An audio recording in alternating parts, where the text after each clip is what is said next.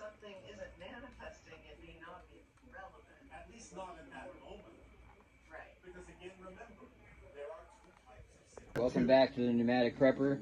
I just want to talk to you about a little bit about my stuff that I've upgraded since the last episode. I am now running all black on my plate carriers and my helmet setup because I don't want to be confused for military in a situation where everyone's on edge and I just want to get by. And I don't want a bunch of camo on me looking like I'm a military threat. I'm more just a civilian just passing through, but fuck somebody up if I have to. But yeah, let me show you this other one here too. This is my streamlined loadout. No mileage shit on there. This is all streamlined for running and shit. But I have this one that's a little bit more set up. Okay, so this is a cheap one I got off of Amazon. You're not even gonna believe this one was probably like 25 bucks. 25 bucks, and this thing is set up like a JPC. Got the same type of setup. I mean, you're not gonna get the same quality out of it, but I didn't have $300 to spend on one either. I went to the Army Navy store, bought me a little Molly backpack to throw on there. Got my water bladder, some meds, medical shit. What else we got down here? Bolt cutters.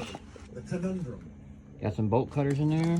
Again, it's designed to simply allow you to start using different. I want to talk about this helmet I got. I was looking for a helmet for a long time, and I couldn't find one that was like in my price range that actually gave me the ballistic protection I was looking for.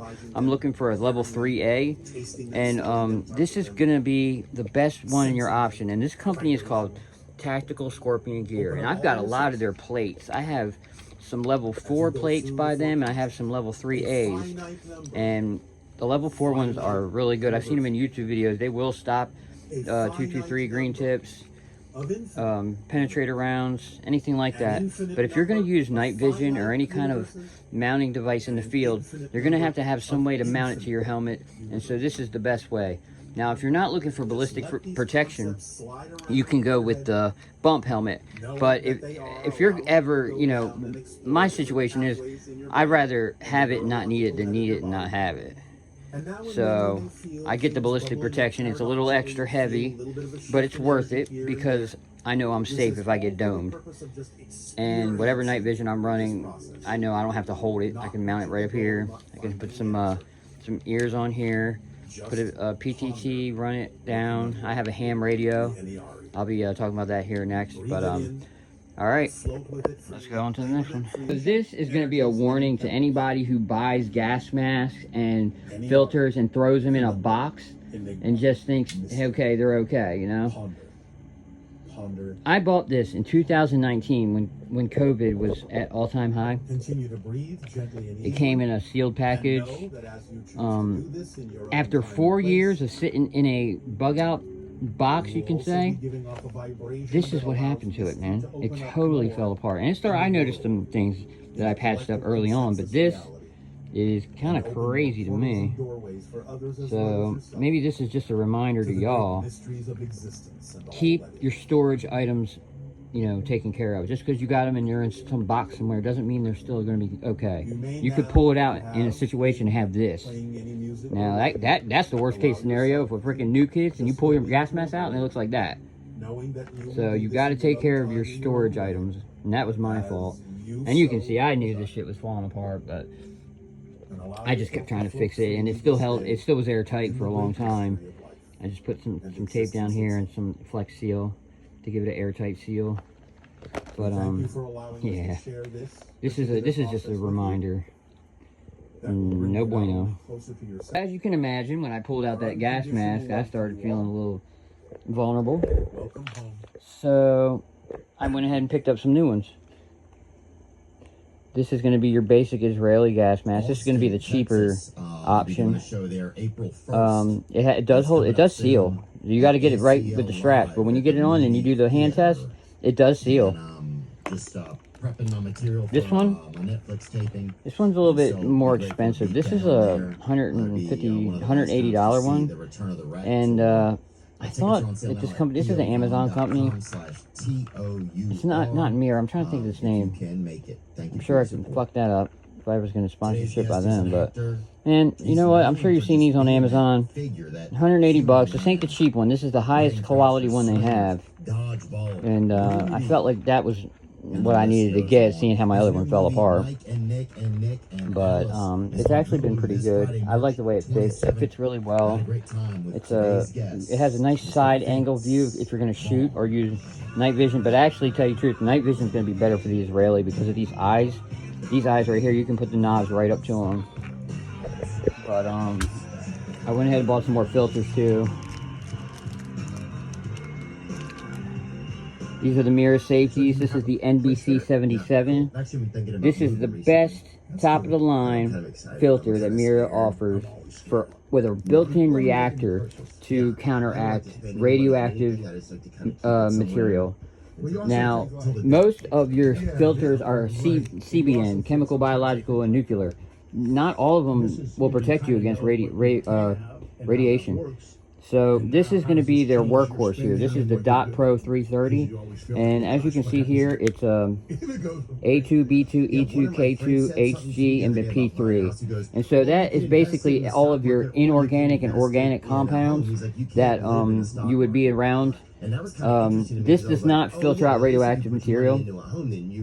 So if you were in a radioactive situation and you did have this, you'd still die. And that's why I actually bought the $70 filter, which is kind of crazy, but you can't. I mean, I can only get so many of these too. I mean, you can't get a whole lot of these. So I got some of the cheaper ones. This one's only $40 as a backup, but that's still pretty good protection. A2B2. Oh yeah, that's pretty good. I mean, you can look at this. It's the same thing as this. The only thing is this one has a reactor built into it. Oh, you can't really see it, but I guess if you do the S&P, I mean, I never. Yeah, man. But a house I'm like, this neighborhood's nice. I'm trying, dude. I'm trying. Okay, I'll buy something here. Like trusting your instincts about that. I wasn't going to talk about this, but I decided I wanted to. This is my updated med kit, and I have a small one with a tourniquet and chest seals and some gauze inside the car. But this is the one I'm going to pick up when the shit really hits the fan and we're leaving and we don't know when we're coming back. So this is going to be your potassium iodine, 65 milligrams. This is going to protect you in case of any kind of nuclear or biological weapon hits any part of the area. This will protect you from getting radiation sickness, and it could protect your family too. So they're only 10 bucks, 15 bucks a bottle. Amazon, pick them up, man. It's good to have. Better to need them and not have them than have them and not need them, or whatever. But. Okay, bottle of aspirin. You never know when you're just gonna need some aspirin, man. Basic aspirin. This is a blood thinner. This is a headache relief. This is a lot, man. Aspirin is actually pretty clutch in the end of the world. Zinc. Now this was from back from the COVID shit. We didn't know anything that would counteract anything of the COVID strain other than zinc, other than the shot they were trying to give you. But I think I just trusted zinc more than anything because that was the most results I've seen. So I stocked up on it. Keep it in all of my bags, really. Never know when that shit will come back around, as long as the government keeps injecting it into us. Hemp capsules. Now you never know when you're going to have some pain, man, and you need some non-opioid pain relief. Pretty good brand. THC free, probably Delta 8. Figured good to have. Okay. This is amoxicillin. This is an antibiotic. It's really important that you have this. And if you're not around any hospitals or anything, because you will get a cut in the woods and die in 5 days if you get an infection. So it's really important to have some kind of antibiotic. I chose amoxicillin because this really takes care of anything from a cut to an internal infection to a eye infection, ear infection. Amoxicillin is prescribed for many different things. And so I thought it'd be appropriate to have in this bag. Okay, so here's just a couple of gauze pads and seals. And, okay, so this is an emergency first aid guide. This teaches you all about different first aid techniques. If you're not familiar with first aid, this is a good book to just have, just in case you need to reference it in case of emergency. When it might not be you, it might be your family member that needs help. So this is ibuprofen, but it's not actually ibuprofen. And let me show you. Like a 100-acre farm, and would work in a steel mill. But my dad was the first to go to college, so they kind of moved. All I'm going to say is, that was their thing. We kept moving to get to better schools. Every bug out bag that you are going to be in a fighting situation with, you're going to need to have some type of morphine or painkiller in there. And there's no difference there. And you can talk to your doctor and get prescribed that. I've been keeping this in there also. This is a oral. I had this from a surgery I had on my mouth, but I didn't really take it, so I kept it in the bug out bag just in case somebody gets hurt and they need a little bit of quick pain relief. And if you need to operate or try to get a bullet out of somebody and they're screaming in pain, it's just really hard. So being able to give them something to ease the pain while you work and get it done, you know, there's no doctor coming to save you. Nobody's coming to save you. You have to save yourself. And I believe in using everything that you learn to your advantage. And if doctors do that, then that's what I'm going to do too. You know? Alright, here's where it gets kind of funky. I keep a little bit of flour in there. This is high-grade flour. This is for me because I might need it in an emergency. You never know. And weed is legal here where I'm at in Delaware, so don't get all bitchy on me. Alright, some more gauze. Alright, more weed. Okay, medical tape. Medical tape is really important because not all tape sticks to the skin. And so when you're bleeding and you're trying to fix a wound and you need to use tape, electrical tape and medical tape are really the only thing that sticks to blood. So just remember that. Zip ties, a stick in case you need to make a splint for a finger or an arm. Mylar weather bags, there's 2 of them in there, you and a partner. More tape. I knew my limitations there. Electrical tape, and this is good too for blood, sticking the blood on, but also good if you got to repair some electrical items. You never know. I mean, you got a walkie-talkie or something in your car, a CD radio. Okay, it's like a finger splint. Nicotine gum. I don't smoke nicotine, but if somebody I come across is having a nic fit, I can help them out. Or I can actually trade these also for bullets and guns and stuff. Into the world style. I don't think this Smurf They didn't do it, yeah. Gargamel was just weird. More tape. Oh, okay.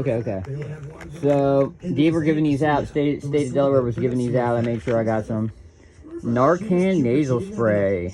You never know when you might be opening the door and get that fin up your nose. And that shit's very deadly. It will kill you. Remember they had the dude? I know that from experience. More than that, me. Well, I've seen it. They say that there's so it's good to have something like this. Kind of thing behind it. I've got you. Now. Oh, really? I think so. Yeah, there's like a conspiracy. Yeah. This top over here is more for like a fun thing. This is your rec area here. But this is more Castillo. It's a bag of kratom. Now kratom is a herb from Indonesia, and it has pain-killing properties. An organic herb that has painkiller properties. It could give you energy. It could actually really just pain, energy, and help with sleep, I think, is the main thing. But the strains, this is green. Green is more for energy. So if I need a little boost during the day, I can throw that in some water, mix it up, take it, and I'll have a little bit of energy that day. Apple cider, in case I do have to filter my water, and at least I'll have some kind of flavor to put in it. Okay, so here's just some more bud that I got, just in case I don't have anything more. Dude, there's a picture of you don't want to. I don't want to be in the end of the world without no freaking bud. I don't know about y'all. Yeah, these are some tubes just in case I need to roll on. Alright, this is a vape I got from Nice Leaf. Shout out to Nice Leaf.